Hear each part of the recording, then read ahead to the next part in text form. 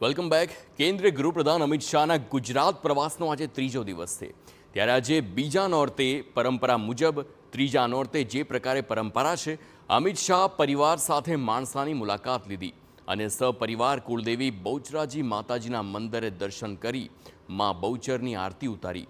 અમિત શાહે કુળદેવીના મંદિરમાં પૂજા અર્ચના કરી આશીર્વાદ મેળવ્યા। મહત્વનું છે કે દર વર્ષે ગૃહપ્રધાન અમિત શાહ નવરાત્રિ દરમિયાન માદરે વતન આવતા હોય છે અને કુળદેવી બહુચર માતાજીના મંદિરે દર્શન પૂજન કરે છે।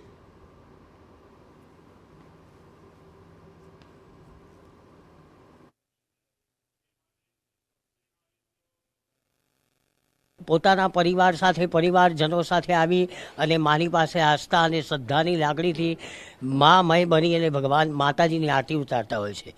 જ્યારે એમને એમના કુળદેવી છે આ બહુચરમાં, એટલે તેઓ આવે છે અને દર આસો મહિનાની સુદ બીજાના દિવસે બીજા નોરતે અવશ્ય ગમે ત્યાં હોય ત્યાંથી અહીં આવી અને પોતે પોતાની આસ્થા અને શ્રદ્ધાનું એક સુવન અને ભગવાન માતાજીને અર્પણ કરી અને તે પોતે આશીર્વાદ મેળવે છે।